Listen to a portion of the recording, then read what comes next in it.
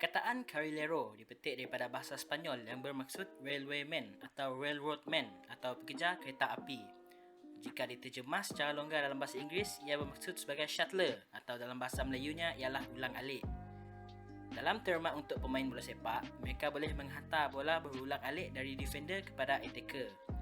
Secara umumnya, pemain yang bermain role carrilero atau shuttler boleh buat tugas dalam bertahan atau menyerang. Secara ringkasnya, pemain seperti ini mempunyai ability yang paling seimbang. Peranan carrilero atau shuttler secara asasnya hampir sama dengan peranan box-to-box midfielder, tapi mempunyai tugas yang berbeza di dalam padang. Dua peranan ini mempunyai sifat pemain yang sama seperti stamina yang tinggi, bagus dalam fasa bertahan, tackling, dribbling, positioning, anticipation dan bijak atau tepat dalam membuat hantaran pendek. Perbezaan di antara dua peranan ini ialah pemain box-to-box midfielder lebih attacking minded, di mana dia bergerak untuk masuk ke dalam kotak penalti untuk menambah ancaman dan merancang serangan. Carrilero pula akan bermain selamat dengan membuat hantaran kepada pemain yang lebih kreatif dan mengekalkan possession bola. Steven Gerrard, antara pemain box-to-box midfielder terbaik pada generasi beliau, sentiasa bergerak ke dalam kotak penalti untuk mencari atau mencipta gol.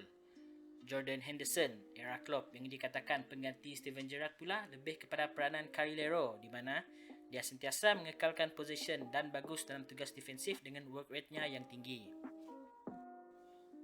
Jika dalam keadaan defensif, carrilero akan bermain seperti defensive midfield tapi berada di posisi yang lebih ke atas. Mereka bertahan di depan defensive midfield atau pemain midfield yang lain. Jika pasukan lawan dribble atau membuat hantaran di kawasan midfield, kebiasaannya carrilero akan closing down cepat atau man mark pemain tersebut. Carrilero atau shuttler kebiasaannya ialah ball winning midfielder. Jika mereka dapat bola balik, mereka kebiasaannya digalakkan untuk dribble bola di kawasan pasukan lawan sebelum membuat hantaran kepada attacker. Semasa menyerang, carrilero kebiasaannya kita semula bola untuk mengekalkan possession. Pemain lain yang lebih kreatif kebiasaannya akan membuat hantaran untuk membuat peluang mencari gol, namun mereka sekali-sekala akan cuba untuk membuat hantaran untuk mencari peluang gol. Dalam peralihan kepada defensif, mereka akan kekal di kawasan menyerang untuk menang bola balik. Dengan mempunyai stamina dan work rate yang tinggi, mereka akan menghentikan sebarang bahaya di seluruh padang. Biasanya carrilero atau dua carrilero digunakan dalam sistem formasi diamond 4-3-1-2 atau 4-4-2, di mana mereka akan bermain sebagai pengantara defensive midfield dan playmaker. Dengan formasi yang padat, mereka akan cover bahagian yang terdedah oleh fullback jika mereka menyerang. Mereka secara asasnya akan cover kawasan di hadapan pemain pertahanan dan di belakang penyerang.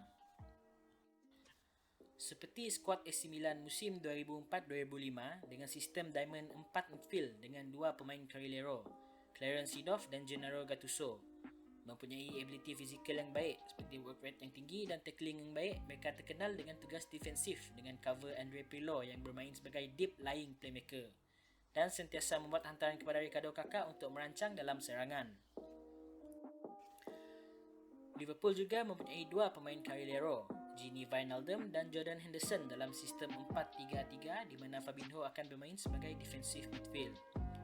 Mereka bagus dalam tugas defensif dengan work rate yang tinggi dan bagus dalam membuat hantaran pendek untuk mengekalkan possession bola di mana Liverpool pada musim lepas antara yang terbaik dalam liga. Mereka akan membuat hantaran ke kawasan sayap di mana fullback mereka lebih memberi ancaman ketika menyerang dan akan cover posisi mereka jika bertahan.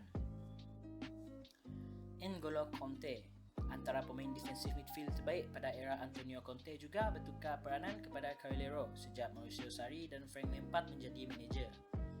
Jorginho akan bermain sebagai deep lying playmaker untuk mencorak permainan dari bawah, namun kekurangan dari segi work rate dan atletik berbanding Kante. Kante akan cover kawasan midfield dan jika menang bola, dia akan bawa bola untuk peralihan kepada menyerang dan membuat hantaran kepada pemain serangan. Sergej Milinkovic-Savic untuk Lazio, Ander Herrera untuk PSG, Artur Vidal untuk Barcelona dan Ilkay Gundogan untuk Manchester City juga bermain sebagai carrilero untuk pasukan mereka. Mereka mempunyai stamina yang tinggi dan sentiasa menjaga kawasan zon mereka untuk peralihan daripada bertahan kepada menyerang atau sebaliknya. Mereka juga mempunyai ability fizikal untuk menang second ball dan bola di udara. Walaupun pemain seperti ini kurang diberi perhatian di dalam padang, Mereka menjadi ejen utama untuk mengaktifkan pergerakan di tengah padang untuk pasukan masing-masing.